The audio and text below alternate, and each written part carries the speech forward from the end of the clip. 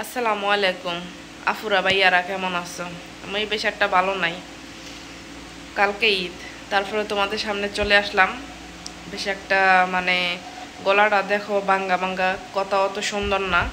সকালে ডিউটি আছে, তারপরেও কিছু করার নাই। তোমাদের সামনে আসা আর তোমাদেরকে অবশ্যই ঈদ মোবারক জানানোর প্রয়োজন আমি মনে করি, যেহেতু তোমরা আমার ফ্রেন্ড এবং আমার বন্ধু বা যাই বলো না কেন, কারণ তোমরা আমার পাশে আসো। আর অবশ্যই এর কারণে আমি তোমাদেরকে ঈদ মোবারক বলতেছি। কালকে আমার কাজ আছে। যতই হোক, যেহেতু আমরা প্রবাসী, কাজ করতেই হবে, কিছু করার নাই। আমার ঈদ মানে খুশি, ঈদ মানে আনন্দ, মন খারাপের কিচ্ছু নাই।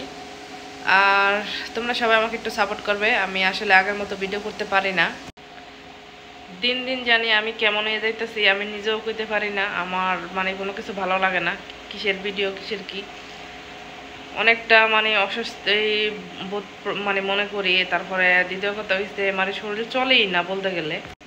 আসলে মানুষ দিন যায়, বয়স বাড়ে, আর এমনি তো মানুষের আগে যে কন্ডিশন থাকে শরীরে, কিন্তু আস্তে আস্তে কমে যায়। মানুষের শক্তি, বুদ্ধি, সব কিছুই আস্তে আস্তে ডাউন হয়ে যায়। আগে আমার শরীরে যতটুকু শক্তি ছিল বা আমি যতটুকু একটা ছিলাম, এখন আমি আসলে অনেকটা নিজের মানে দুর্বল লাগে, আমি বুঝতেই পারি না। আর ভালো লাগে না এই প্রবাস, কি করবো, তারপরেও থাকতে হয়। যতদিন এই শরীরে রক্ত চলাচল করবে ওই পর্যন্ত আসি। আর যখন নাকি রক্ত চলাচল বন্ধ হয়ে যাইব, তখন তো বাংলাদেশে চলে যেতে হবে। আর যদি বাইচা থাকি আর মরে গেলে তো কিছু করার নাই। আজকে সারাদিন অনেক কাজ করছি, এক ম্যাডামের বাসায় কাজ করছি 6 ঘন্টা। কাজ করার পরে আবার আরেক ম্যাডামের বাসায় কাজ করছি 5 ঘন্টা। কইরা বাড়িতে আসলাম, গোসল করলাম, এখনও রান্না বান্না কিছু করি নাই, খাওয়া দাওয়া হয় নাই। তারপর আবার কালকে সকাল 8টা বাজে ডিউটি যাইতে হইব।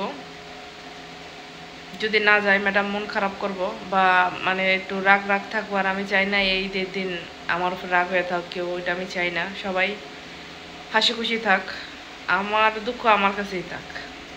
দুনিয়ার যার টাকা আছে তার সব কিছুই আছে, যার টাকা নাই তার কিছুই নেই। আমাদের টাকা নাই দেখে আমরা মানুষের বাড়িতে কাজ করে খাই বা মানুষের কথা শুনতে হয়। না গেলেও যাইতে হয়, বাধ্যতামূলক যাইতেই হইব, যেহেতু পরের কাজ করে। আর যদি নিজের কিছু থাকতো বা নিজে করার মতো বা টাকা পয়সা থাকতো, তাইলে তো আর ওরা বললো কাজ হইতো না। আর এখন টাকা পয়সা নাই দেখা যাইতে হইব, কিছু করার নাই। না গেলে তো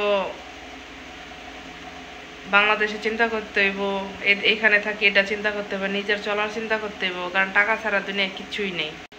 টাকা হইলে টাকা হইলে মনে করেন যে মানুষের প্রথম অতিথি হইতে পারবেন। টাকা না হইলে আপনাকে কেউ দেখতেই পারবে না, আপনাকে দেখলো না দেখার বান্ধবে চলে যাবে। এই হলো বর্তমানের অবস্থা। তার জন্য টাকা আছে যার, তারা সব মিলে, টাকা নাই তার কিচ্ছু মিলে না। তো যাই হোক, অনেক বক বক করে ফেললাম। সবাই ভালো থাকবেন, সুস্থ থাকবেন। আজকে এই পর্যন্তই, আবার কোনো এক ভিডিওতে দেখা হবে। আল্লাহ হাফেজ।